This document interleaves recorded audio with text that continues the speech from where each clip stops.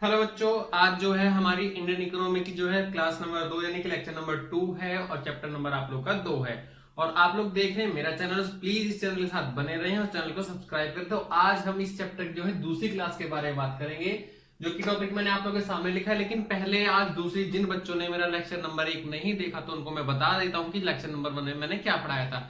Lecture number 1 के अंदर मैंने पढ़ाया था कि जो हमारी इंडियन इकोनॉमिक थी, जो अंग्रेजों के जाने के बाद किस टाइप की थी, कैसी थी, हालत बहुत बेकार हो गई थी। और हमें इस चैप्टर के अंदर ये पढ़ना है कि हमने अपनी उस गतिहीन यानी कि बैकवर्ड इंडिया को इंप्रूव करने के लिए 1950 से लेकर 1990 तक के बीच में मैंने क्या किया। तो उसके लिए जो हमने देखा था कि सेंट्रल प्रॉब्लम थी what to produce, how to produce and for whom to produce, उसके लिए मैंने आप लोगों के लिए जो है बताया था। उसके बाद मैंने आप लोगों को बताया था इकोनॉमिक टाइप्स। इकोनॉमिक टाइप जो होते हैं वो 3 तरीके से होते हैं। पहला आप लोगों का कैपिटलिज्म होता है यानी कि पूंजीवादी होता है, दूसरा सोशलिस्ट यानी कि समाजवादी होता है, तीसरा होता है मिक्स्ड। और मैंने आपको बताया था जो इंडिया के अंदर लागू हुआ है वो हुआ है आप लोग का मिक्स। तो अब आज की वीडियो के अंदर हम बात करते हैं कि अब जो हमारे चाचा नेहरू ने जो हमारे इंडिया की ग्रोथ के लिए सोचा था, वो सोचा कैसा था? वो सोचा था इकोनॉमिक प्लानिंग करने के लिए। अब इकोनॉमिक प्लानिंग वर्ड का मतलब क्या होता है, तो इस वीडियो के अंदर आपको बताया जाएगा कि इकोनॉमिक प्लानिंग का मतलब है फॉर डेवलपमेंट ऑफ इंडिया, यानी कि इकोनॉमिक प्लानिंग का मतलब है अपने देश को डेवलप करने के बारे में सोचा गया था। ठीक है, जो कि कौन सोचा था? Plan by the government. किसके द्वारा सोचा गया? गवर्नमेंट के द्वारा सोचा गया। मेकिंग मेजर इकोनॉमिक डिसीजंस, जो कि इकोनॉमिक के अंदर जो है उद्योगों के लिए, खाद्यान्न के लिए, इन चीजों के बारे में जो है बड़े बड़े लेवल पे सोचा गया कि कैसे कैसे करें। दूसरी बात, ये चीज अकेली गवर्नमेंट के बस की नहीं थी, तो प्राइवेट सेक्टर को भी उसने आपस में फोर्स किया कि भाई प्राइवेट सेक्टर भी जो है इंक्रीज करे, वो भी अपना योगदान दे, वो भी अपना सहायता प्रदान करे अपने देश को आगे बढ़ाने के लिए। जिसके लिए एक प्लानिंग कमीशन सेटअप किया गया 1950 के दौरान, जिसके अध्यक्ष यानी कि चेयरमैन जो था वो कोई भी अगर प्रधानमंत्री होता है, वो प्रधानमंत्री जो है उन प्लानिंग कमीशन का अध्यक्ष, यानी कि उसी के देखरेख में जो भी डिसीजन है वो लिए जाएंगे। और जिस टाइम पे प्लानिंग कमीशन बनाया गया था, स्टार्टिंग में 5 साल के लिए बनाया गया था, जो कि अब वो बाद में चल के 3 साल के लिए भी हो गया था और फिर दोबारा 5 साल के लिए हो गया था। तो उसी के बारे में जो प्लानिंग, इकोनॉमिक प्लानिंग सोचा जाता है। अब इकोनॉमिक प्लानिंग बना तो लिया भाई, लेकिन हमने क्यों बनाया? गोल क्या थे इसके?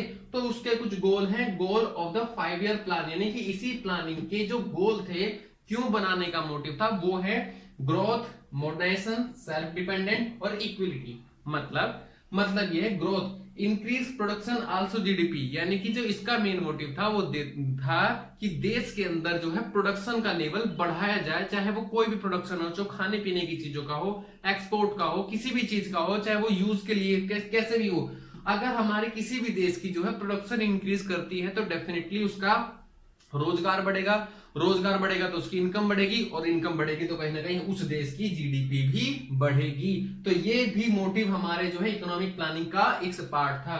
दूसरा था मॉडर्नाइजेशन। मॉडर्नाइजेशन का मतलब था जो चीजें अभी तक हम पुराने तरीकों से कर रहे थे, जैसे कि उस टाइम पे खेती थी, खेती जो है हल से या किसी और चीजों से करी जाती थी, तो उनको मॉडर्नाइजेशन करना, मतलब उस खेत हलों की जगह ट्रैक्टर का यूज करना, बड़े बड़े उपकरण लगाना, नदियां जो सिंचाई के लिए सूख चुकी थी, जो नहीं लाई जाती थी, उनको जो है उनके लिए ट्वेल लगाना, उनके लिए सिंचाई के अच्छे साधन उपलब्ध कराना।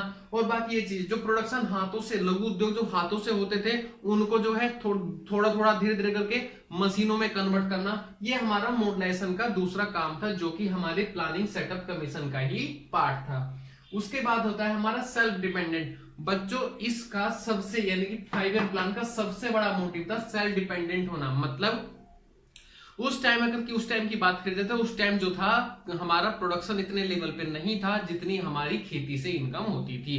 और उस टाइम पे जो था किसानों के लिए बोला गया था कि आप लोग अनाज उगाओ, लेकिन अनाज उतना मार्केट में बेचो जितना आप पहले अपने आप 1 साल के अंदर कंज्यूम कर सकते हो। यानी कि हमें दूसरों के ऊपर निर्भर ना रह के हमें अपने लिए सबसे पहले जीना था, उसके बाद हमें दूसरों के लिए जीना था। कुल मिला के सेल्फ डिपेंडेंट का मतलब है खाना, कपड़ा, यानी कि जो भी चीजें थी वो हमारी अपनी पर्सनल, हम अपने आप डिपेंड करेंगे, फिर कहीं जाके हम दूसरों को उस चीज के लिए कारगर साबित होते थे। लास्ट पॉइंट है इक्विलिटी, और इसका सबसे इंपॉर्टेंट मेन ये भी माना जाता है, क्योंकि इक्विलिटी का मतलब था बेसिक नीड्स, यानी कि खाने का अधिकार, शिक्षा का अधिकार, जीने का अधिकार, ये कुछ अधिकार थे जो कि हर व्यक्ति को इंडिया के अंदर प्रदान किए जाने चाहिए। अगर ये चीजें नहीं अवेलेबल होती थी तो कहीं ना कहीं हमारे 5 ईयर प्लान का मोटिव जो था वो गोल पूरा नहीं हो पाता था। और इसी चीजों के लिए हम लोगों ने 5 ईयर प्लान के लिए इन चारों चीजों को जोड़ा। ये हमारे देश के नागरिकों के लिए, ये दोनों हमारे देश के नागरिकों के लिए था, और ये दोनों चीजें हमारे देश की इकोनॉमिक ग्रोथ को डेवलप करने के पर्पस से बनाया गया था। बच्चों आप लोग को मेरी वीडियो के अंदर जो है वो सारी की सारी जो टॉपिक है, कॉन्सेप्ट है, वो सारे मिलेंगे। सो प्लीज आप लोग जो है मेरे चैनल के साथ में बने रहिए और चैनल को सब्सक्राइब करें और वीडियो को लाइक करें। हाँ बच्चों बस 2 मिनट की वीडियो और है, सुनिए। जो ये है कि अब मैंने इसके अंदर कुछ चीजें एडिशन करी है, तो आप लोग देख सकते हो कि एडिशन क्या है। पहले मैं आप लोगों को बात कर लेता हूँ इक्विलिटी की। मैंने आप लोगों को बताया था कि इक्विलिटी के अंदर जो है वो कुछ चीजों का अधिकार होना चाहिए, जैसे कि खाने का अधिकार।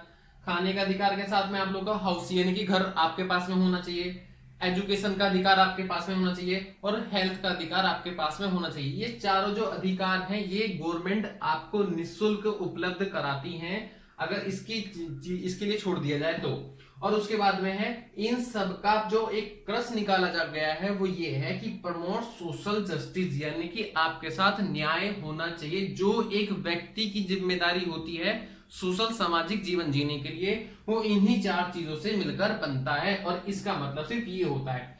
और वहीं अगर सेल्फ डिपेंडेंट के लिए मैंने 2-3 वर्ड एक्स्ट्रा लिखे हैं, तो सेल्फ डिपेंडेंट का मतलब होता है, मैंने आपको बताया था कि अपने ऊपर निर्भर रहना खाने की चीजों के लिए, हर चीज की सुविधा के लिए। तो उसने एक चीज बोली है, यानी कि डोमेस्टिक रिसोर्सेज, यानी कि आप लोग दूसरे देशों के ऊपर डिपेंड ना रहकर अपने ही देश के ऊपर डिपेंड रहोगे तो वो ज्यादा बेटर है दूसरों के सामने मांगने से। यानी कि रिड्यूस फॉरेन डिपेंडेंस, यानी कि विदेशों के ऊपर जो अभी तक हम निर्भर हो चुके थे अपनी पुरानी गवर्नमेंट यानी कि जो अंग्रेज थे उनके लिए, हम बाहर की चीजों पे ज्यादा डिपेंड हो गए थे। कच्चा माल उनको सप्लाई करके पका हुआ माल मंगाते थे, वो चीजें हमारी कम करनी। इसके अंदर मैंने कोई चेंज नहीं किया, जबकि इसके अंदर मैंने चेंज किया है। तो ग्रोथ के अंदर मैंने बताया था increase production and also GDP. उसके अंदर जो है प्रोडक्शन के साथ साथ में हमने बैंकिंग और इंश्योरेंस यानी कि जो सर्विसेज सेक्टर होते हैं, सर्विसेज सेक्टर को भी मैंने इंक्रीज किया, और सिर्फ अपनी इफिशिएंसी को इंक्रीज करने के लिए। क्योंकि अगर मेरी इफिशिएंसी इंक्रीज होती है तो कहीं ना कहीं वो इफिशिएंसी हमारे देश की जीडीपी को ग्रोथ करने में हमारी हेल्प करती है। मैंने एक नाम लिया जीडीपी, यानी कि ग्रोस डोमेस्टिक प्रोडक्ट। यानी कि जीडीपी जो है हमारे देश में अगर मेजर करी जाती है वो 3 सेक्टर से ही मेजर करी जाती है, और हमारे देश में 3 सेक्टर ही है, एग्रीकल्चर, इंडस्ट्रियल, सर्विसेज। एग्रीकल्चर के अंदर क्या आता है, जो हमारे देश में जो भी खाने पीने की चीजें उगाई जाती हैं, अनाज, चावल, गेहूं, गन्ना, ये सब जो चीजें हैं ये सब हमारे एग्रीकल्चर के प्रोडक्ट माने जाते हैं। और इंडस्ट्रियल का मतलब है जो मैन्युफैक्चरिंग करी जाती है, ये प्रोड्यूस वो करते हैं, ये मैन्युफैक्चरिंग होती है। जो हमारी सर्विसेज, जो हमारी सेक्टर्स होती हैं जहां पे माल का बनाना होता है, जैसे कि आप लोग के लिए बर्तन बनाए जाते हैं, आप लोग के लिए जो है खाने के लिए रहने के लिए मकान बनाए जाते हैं, मॉल्स बनाए जाते हैं, बिल्डिंग बनाई जाती है, वो सब हमारा इंडस्ट्रियल सेक्टर के अंदर आता है। और सर्विसेज सेक्टर के अंदर आती है हमारी बैंकिंग आ जाती है, हमारी इंश्योरेंस आ जाती है, उसके अलावा जो डाक सेवा होती है वो आ जाती है, हमारी बसेस सर्विसेज आ जाती है। तो बहुत सारे देश आज की डेट में सर्विसेज के ऊपर भी अपने देश को ग्रो यानी कि जीडीपी को ग्रो करने में हेल्प कर रहे हैं। और प्लीज यार मेरा चैनल सब्सक्राइब कर देना और वीडियो को लाइक कर देना। Thank you.